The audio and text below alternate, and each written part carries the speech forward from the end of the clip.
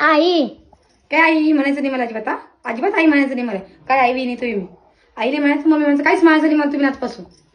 आपण काय बोललो की आपला उलट जबाब देता. बोलत नाही अजिबात मला तुम्ही सगळ्यांना. कोणच नाही बोलायचं. आपण त्याच्यासाठी एवढं मरमर मरमर करा आणि त्याला आपली कवडीची इज्जत नाहीये. आपल्याला लगेच उलटून जावं जे शिकली. सगळं तसेच आहे. पुस्तक कुठे?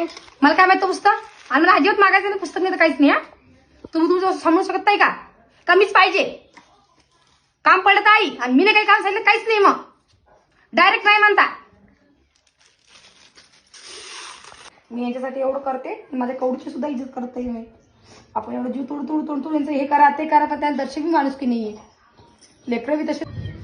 याच्यासाठी त्यांना लहानचे मोठे केले का? इतुशी होते एवढे केले उलटू बोलायसाठी. फक्त उलटू बोलायला शिकवा. दुसरं काहीच नाही. आई चलो जेवण करायला. मला जेवायचं. जेवा तुम्हीच. अजिबात जेवत नाही मी. आणि आता मला म्हणायचं मी जेवण करायचं म्हणून. आपण कोणासाठी काय करत नाही का? इतकं केलं तर त्यांना काही नाव घेऊ काहीच नाही. नुसतं काय करायचं काय नाही ते सांगायचं फक्त. दुसरे लेकरं बोलता का? आपल्या लहानचे मोठे झाले तर आम्ही आमच्या मायपाला कधीच उलट बोललो नाही. आणि आताची पिढी बघा कशी उलटी बोलायची. हो आई तू सांगते बरोबर खरी गोष्ट आहे. पण यांना जसं बी काही वाटत नाही. इतुशी बी इज्जत करत नाही मी येते तिकडे राहिले. मी आधी जातच नाही आता. मी येते लगेच तुमच्या घरी राहिले. आता खरी गोष्ट आहे ना. आता लहानचे मोठे झाले. आता त्यांची आपली गरज संपली. आता मी अशी म्हातारी होऊन गेले म्हणून आहे. आता मग काय गरजच नाही त्यांना. आता त्याचे खाता पेता सगळं वेस्ट करता. मग आपली काय गरज राहणार आहे. म्हणूनच आम्ही आमच्या आईला असं असंच डोळे निघून पाहिले. आम्ही असं की देवान पाळली नाही अजून बी नाही काढली.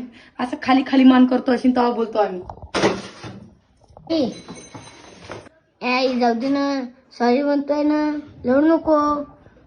जाऊ दे ना.